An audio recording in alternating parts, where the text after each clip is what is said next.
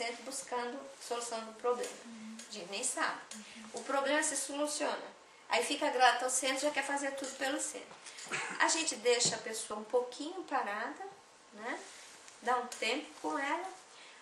O que acontece? Se ela ficasse sócia numa soma que ela não pode pagar, ela ia se afastar do grupo. Porque aquilo ela não ia conseguir segurar. Ia ficar com vergonha de não estar pagando. Ia se afastar. Já se a gente não admitiu, a pessoa vai entrar em estado de equilíbrio e daqui a um mês, 2 meses, 1 ano, se associa pagando uma mixariazinha, um pouquinho que seja, mas uma coisa compatível com a realidade da própria pessoa, que não vai pesar nem para ela, nem para nós como centro. Isso é muito importante. Os médiuns escreventes ou psicógrafos, que é também um leque de mediunidade dentro desse tipo de mediunidade, que pode ser só uma intuição que a pessoa vem e escreve, pode ser um médium intuitivo, pode ser um médium semi-mecânico, que ele é intuído, mas ao mesmo tempo também sente o impulso da mão. Aqueles médicos espíritos ditam, ele ouve em viva voz o que o espírito está dizendo, ele vem e escreve. Aquele médium que entra num transe profundo, pode ir, inclusive, ir ao passado e descrever o que está vendo, né? Todos os detalhes, não é um espírito ditando, é muito interessante, é um sonho. Você mergulha num sonho, numa história por capítulos, cada vez que você faz o transe, vem mais um capítulo, foi como aconteceu o Diário do Drogado, e você presencia tudo e você tem que contar. Né? Você tem que olhar os diálogos, tem que começar a criar, isso para esse exercício. Isso ali foi em 1995, o Diário do Drogado. Então eu precisava adesivo, foi quase que um exercício assim, de como fazer isso. Eu tinha que correr atrás do que eu estava vendo e escrevendo.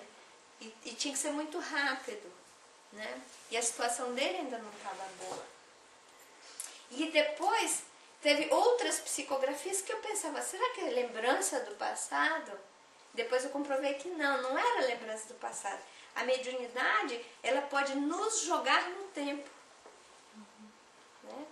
E vai haver uma lei da física no futuro que vai provar isso para a humanidade. Hoje existem resquícios de pesquisa dentro da física, a física quântica, que são as experiências, que é a teoria das supercordas, a string theory, que os físicos já estudam tudo no universo ligado por fios.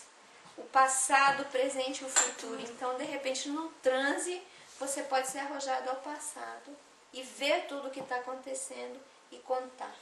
Você vê, tem psicografias do Chico, que ele descreve momentos do Cristo que só poderiam ter sido descritos a pessoa vendo. Né? E às vezes através dos olhos de outro espírito que viveu na época. Registros cerebrais de outro espírito. Quer dizer, o médium mergulha nos arquivos cerebrais de alguém que viveu a situação. Está lá dentro, está tudo registrado. Né? Então, essa psicografia é uma coisa fantástica, porque ela tem um leque de experiência. E a mecânica, que quem escreve à mão, sem passar pelo nosso cérebro, pelo nosso psiquismo, o que vai vir. Então, às vezes, a mão, eu fiz algumas experiências, os espíritos fizeram comigo. Então, sua mão escreve e você não sabe o que vai vir. Quando é intuitiva, você está sabendo o que você quer escrever. Quando é semi-mecânica, a mão está dura, a letra muda, mas você sabe o que vai vir. E quando é mecânica, você não sabe o que... Você tem que ler o que a mão vai escrever. Foi essa experiência que nós fizemos no SEAC. Então, aí está a diferença, as nuances entre inspiração e mecânica, semi-mecânica. Você falou da pneumatógrafa. A pneumatógrafo são aqueles médios que doam ectoplasma e a escrita se concretiza num papel sem a mão do médium. A gente dobra um papel, bota numa câmara hermeticamente fechada e se tiver um médium, tem que ter um médium de efeitos físicos, então os espíritos conseguem escrever naquele papel. Nós conhecemos um médium que ele tem uma capacidade de doação de ectoplasma tão alta, tão grande, que os espíritos pintam a tela sem a gente botar a mão, sem ninguém botar a mão. E ele doa ectoplasma e tem que ficar lavando a boca. Cada vez que os espíritos usam a cor vermelha, a boca fica cheia de tinta vermelha. Aí ele fica lavando, jogando, aí bota um copo de vermelho. Aí ele pegou a tinta amarela, lava, sai amarela. Uma coisa impressionante. É um menino de São Paulo, neto de uma grande atriz já desencarnada. E que ninguém sabe, engraçado, né? A gente aqui sabe, mas lá no Brasil ninguém sabe, que ele é tudo fechadinho.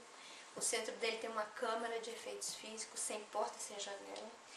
Tem onde entra, as pessoas visitam a câmara fechada para ver que não tem nada. Ali se botam as tintas e as telas, né? E ninguém toca nele, porque o médium, quando está no trânsito de doação de ectoplasma, corre risco de vida, inclusive. Você não pode nem acender luz bruscamente, você não pode ter nenhum barulho grave assim na hora, você não pode tocar no médium, porque ele tá em estado anormal. Então tudo pode prejudicar o sistema nervoso dele. Tanto que Chico foi impedido de continuar com as sessões de efeito físico, para poder manter melhor a sua saúde. Né? E são pessoas que têm muito problema de saúde, esses médios doadores de ectoplasma. A avó dele se materializa de a gente tomar pulso. Meu Deus. Assim que nem um ser humano. É uma coisa assim... Desculpa. Então nós fizemos uma pincelada. Como é que estamos no tempo? Porque eu tô vendo todo mundo assim muito cansado. Vocês querem fazer uma pausa agora para arejar um pouco? Ou tá desperto todo mundo? Todo mundo tá prestando atenção. Eu estou controlando minha língua. Mas você quer perguntar? Pode perguntar, porque depois se esfria, sabe? Ela tá lotando. Mas depois não vai perder, porque as perguntas às vezes ajudam a gente até a melhorar o trabalho. Muita coisa aqui saiu de pergunta. Pode participar, porque eu também estou me controlando aqui. Então fale. Pode. Caramba, você falou... Descontrole. Vem Vem na hora, por isso que eu falei pra ela, se ela tivesse alguma pergunta, ela fazer, mas ela tá anotando. No caso, pois eu estou sem papel e caneta aqui. No caso da pneumatografia, seria a Escrita direta. Direta. Porque Escrita direta. é aquele fenômeno que acontece em Vaticano, que às vezes muitos padres lá querem pedir alguma informação, saber, eles põem lá na Existem gaveta. fenômenos reais e existem fenômenos... Pois é, mas é isso. Infelizmente, sempre na história da igreja aconteceu. Existe a pneumatografia real, existe aquela química, né? Que eles fazem, prescrevem o que eles querem para depois com calor ou com água, aí aparece a escrita, né? Porque há fraude. Existe a fraude. Foram inventados? Né? Existe muita fraude. Né? Mas a pneumatografia seria a escrita, então? Direta. Sem intervenção da mão do médium. Né? E a pneumatofonia também é a voz direta. A voz se materializa no ar, todo mundo escuta. Né? Então são dois tipos de mediunidade diferentes. O médium audiente, ele escuta, vocês não escutam. Quando há uma pneumatofonia, todo mundo escuta a voz do espírito. Né? Tá claro? Tá. Sala da reunião mediúnica, né? Então a gente vai passar agora para a parte prática. Nós falamos coisas muito básicas. Isso aqui vocês vão desenvolver durante anos de estudos. Nunca acaba. O médium que para de estudar, ele para de ser bom médium. Então ele tem que saber que ele vai ter que estudar o resto da vida. Você vê o Chico, né? Chico, para entrar no estado que ele entrou, ele nunca parou de estudar a mediunidade, o espiritismo. Ele tinha lido o livro dos espíritos não sei quantas mil vezes, porque o Emmanuel pediu. Eu falei, mas Emmanuel, eu já li 50 vezes. Ele falou, continue lendo, Chico, continue lendo. E a gente nota, não, mas é impressionante. Cada vez que a gente vai passando os anos, que a gente abre, o nosso grau de compreensão é diferente. A gente vai achando mais coisas que antes a gente não tinha registrado. Pelo menos com tanta profundidade, eu não tinha visto a beleza, a nuance, sabe, os ensinamentos. Às vezes a gente lê, mas não sente. E às vezes a gente lê e sente. É como o Evangelho, né? Assim, quando eu comecei a ler o Evangelho, eu não entendia nada. coisa. Palavras difíceis, eu entendia tão pouco, e com o passar do tempo... Você né? vai absorvendo as lições, está vivendo na prática, É. né? Quando os anos passam. Então vamos ver, uma sala de reunião mediúnica, ela deveria ter umas condições básicas para ser organizada. Em primeiro lugar, silêncio, simplicidade, arejamento, iluminação, higiene, espaço. Isso tudo são condições básicas. Mas a gente também não vai esperar ter tudo perfeito para poder fazer alguma coisa. Então a gente vê o que a gente pode dispor.